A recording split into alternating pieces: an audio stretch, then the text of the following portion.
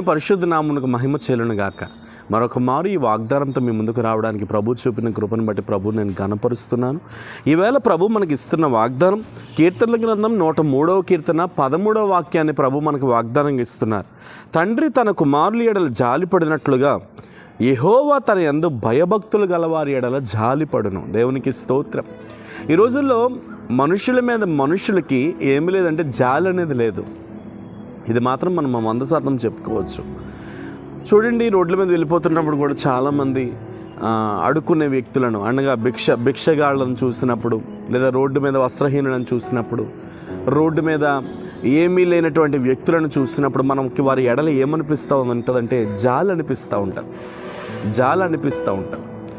అంటే మీరు అర్థం చేసుకోవాల్సిన విషయం ఏంటంటే, ఆహారం లేని వ్యక్తికి మనం ఎప్పుడైతే వారిని చూడగానే జాలి పడతామో, ఆ జాలి పడుట తోడనే ఏదో ఒకటి చెయ్యాలనే మనస్సు కూడా ఆటోమేటిక్గా వస్తుంది.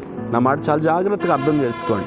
అంటే ఏ వ్యక్తి అన్న కష్టంలో ఉన్నప్పుడు, వస్త్రహీనుడిగా ఉన్నప్పుడు, తిండి లేనివాడిగా ఉన్నప్పుడు, లేదా ఏ వ్యక్తి అన్నా సరే భయంకరమైన దురావాస స్థితిలో ఉన్నప్పుడు, తన ఎడల మనం ఎప్పుడైతే జాలి పడతామో ఆటోమేటిక్గా మనం జాలి పడగానే దాని వెనువెంటనే సహాయం చేయాలనే మనసు కూడా వస్తుంది. బైబిల్లో యేసుప్రభు వారు ఒక చక్కని స్టోరీ ఒకటి చెప్తారు. ఏంటి ఆ స్టోరీ అంటే, ఒక దొంగల చేతిలో ఒక వ్యక్తి ఏమవుతాడంటే భయంకరంగా కొట్టబడతాడు. దేనికోసం కొట్టబడతానంటే తన వస్త్రం మీద తన ఒంటి మీద ఉన్నటువంటి వస్త్రమును లాక్కోవడానికి కొట్టబడతాడు. ఆ వ్యక్తిని శుభ్రంగా కొట్టి ఒంటి మీద ఉన్న వస్త్రాన్ని లాగేసుకొని ఆ వ్యక్తిని అలా కొన ఊపిరితోనే చివరి శ్వాసతో వాడిని అక్కడ విడిచిపెట్టి వెళ్ళిపోతే, ఆ సమయంలో 2-3 వ్యక్తులు వస్తారు, ఆ దారి గుండా వెళ్ళిపోతారు. అందులో ఒకడు యాజకుడు, భక్తి చేస్తున్నటువంటి మందసం దగ్గర భక్తి చేసేటటువంటి యాజకుడు కూడా ఆ స్థలంలో వస్తాడు. వాడు వస్తాడు కానీ చూస్తాడు కానీ ఏమాత్రం కూడా వాడి మీద జాలి పడకుండా చూసినట్లుగానే వెళ్ళిపోతాడు. కానీ రెండవదిగా మరొక వ్యక్తి కూడా వస్తాడు, వాడు లేవీయుడు. ఆయన కూడా వచ్చి ఆ వ్యక్తిని చూసినట్టుగానే వెళ్ళిపోతాడు. కానీ మూడో వ్యక్తి వస్తాడు, ఆ వ్యక్తి సమరయుడు. ఈయన ఏం చేస్తాడంటే వచ్చి ఆ వ్యక్తిని చూసి కొన ఊపిరితో ఉన్న ఆ వ్యక్తిని చూసి తన యొక్క రథం ఎక్కించుకొని తీసుకెళ్ళి పూటకొల్లవాని దగ్గర తీసుకెళ్ళి, ఒక వైద్యుడి దగ్గర తీసుకెళ్ళి అప్పగించి మంచి ట్రీట్మెంట్ చేయించి ఇంకా ఎక్స్ట్రా ధనం ఇచ్చి నేను మరలా వచ్చేస్తాను, వీడిని బాగా చూసుకో అని చెప్పి అప్పగించి వెళ్ళిపోతాడు. ఎందుకు ఈ మాట నేను చెప్తున్నానంటే, ఆ సమయంలో ఆ వ్యక్తి జాలి పడ్డాడు కాబట్టే కదా ఆ వ్యక్తిని ఆ విధంగా తీసుకువెళ్ళి ఆ దరికి చేర్చి ఆదరించగలిగాడు. ఈ రోజుల్లో ఒకవేళ ఈ వాగ్దానం చూస్తున్న నీవు కూడా నువ్వు ఒకరి మీద జాలి పడాలి. ఎప్పుడైతే నువ్వు ఒకరి మీద జాలి పడతావో ఆటోమేటిక్గా దేవుడు నీ మీద కూడా జాలి పడతాడు. ఈ రోజున నీకున్న కష్టాన్ని బట్టి, నీకున్న స్థితిని బట్టి ఎవరు నీ మీద జాలి పడకపోవచ్చు.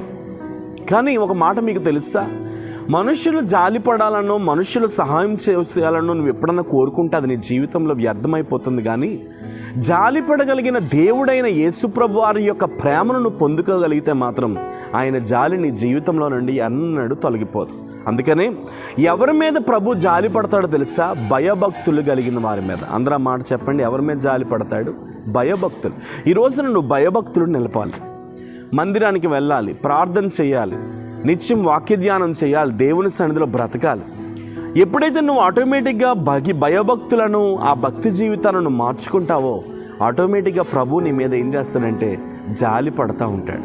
కాబట్టి ఈవేళ ప్రభు నీకు ఇస్తున్న వాగ్దానం ఏంటంటే, ఎవరైతే తన యందు భయభక్తులు కలిగి ఉంటారో వారి మీద జాలి పడే దేవుడు అయి ఉన్నాడు. ఒకవేళ ఎవరి ప్రేమ నోచక, ఎవరి ఆదరణ దక్కక, ఎవరి ఆప్యాయతలు దక్కక, ఒంటరి స్థితిని, ఏమీ లేని ఒంటరి బ్రతుకుని నువ్వు అనుభవిస్తున్నావేమో, ఈవేళ ప్రభు తప్పనిసరిగా నీ జీవితంలో కార్యం చేయబోతున్నాడు.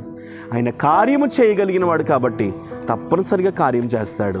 నువ్వు ధైర్యం తెచ్చుకో, నిబ్బరం కలిగి ఉండు. గొప్ప దేవుడిని నువ్వు కలిగి ఉన్నావు. ఆయన నీ చేతిని మాత్రం విడిచిపెట్టాడు. అక్కడ అదే అన్నాడు, తండ్రి తన కుమారుల ఎడల జాలి పడినట్లు యెహోవా తన యందు భయభక్తులు గల వారి ఎడల జాలి పడతానని చెప్పాడు. సో నీ మీద ప్రభు జాలి పడబోతున్నాడు. ఎవరు నిన్ను ప్రేమించినా ప్రేమించకపోయినా జాలి పడే దేవుడిని నువ్వు కలిగి ఉన్నావు. ధైర్యం తెచ్చుకో. ప్రేమ కలిగిన పరిశుద్ధ తండ్రి, ఈవేళ నీ సన్నిధిలో ప్రభువా నీ పిల్లల మీద మీరు జాలి పడమని ప్రార్థన చేస్తున్నా. ఎవరైతే ప్రభువా ఈ వాగ్దానం చూస్తూ ఆదరణ లేక, ఓదార్పు లేక, కన్నీళ్లలో, శ్రమలలో, దుఃఖములో వేదనలో కృంగిపోయి నలిగిపోయి ఉన్నారు, ఇప్పుడే వారు యేసు నామములో లేపబడుదురుగా. తగిన అభిషేకం నుంచండి. చేయి విడవద్దని ప్రార్థన చేస్తున్నాను.